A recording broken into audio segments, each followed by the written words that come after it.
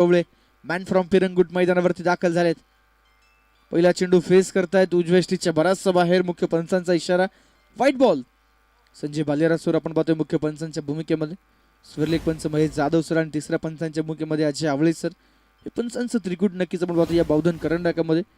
आणि मुळशी तालुक्यातील नक्कीच आपण पाहतोय सातत्यानं होणाऱ्या मोठमोठ्या स्पर्धांमध्ये या पंचांना आपण निश्चितच पाहतो. दरम्यान बॉल हवेत आणि इथे फटका फसला होता. निकेत देखील इथे बाद होताना पाहायला मिळत आहेत. 5 फलंदाज बाद झालेले आहेत.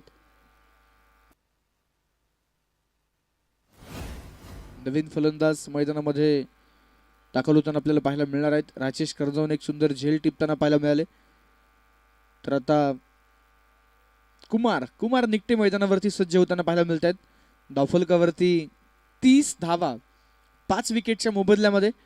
प्रतीक नानगुडेच्या षटकाची सुरुवात वेदांत चाळेकरनं षटकारानं केली. दुसऱ्या चेंडूवरती एकेरी धाव घेतली.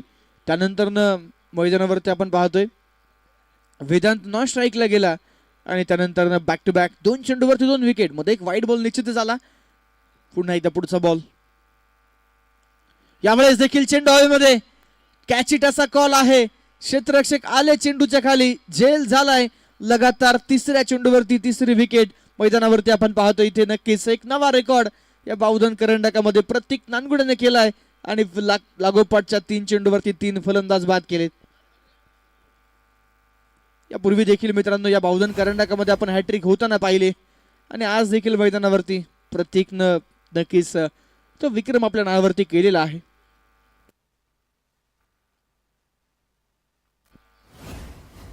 नक्कीच आपण पाहतोय फलंदाज मैदानामध्ये वेगानं बॅट फिरवतात. चेंडू बॅट वरती कनेक्ट करतायत परंतु जास्तीचं डिस्टन्स नक्कीच आपण पाहतोय चेंडू घेत नाहीये.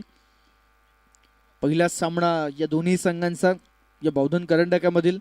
यापूर्वी या 2 संघांना आपण बऱ्याच वेळा एकमेकांचे आमने सामने खेळताना पाहिले. पिरंगुट क्रिकेट क्लब विरुद्ध बावधन स्पोर्ट क्लब दोन्ही जर आपण पाहिलं तर मुळशी तालुक्यातील नामवंत संघ आहेत.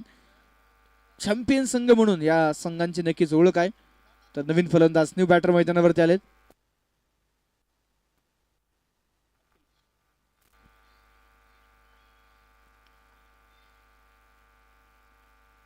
यावेळेस नक्कीच थोडासा वेग कमी केला. चेंडू येण्याच्या पूर्वी बॅट फिरवली गेली. यासोबत 4 षटकांचा खेळ मैदानामध्ये कंप्लीट झालेला आहे. धावफलकावरती नक्कीच आपण पाहतोय 30 धावा 6 विकेटच्या मोबदल्यामध्ये.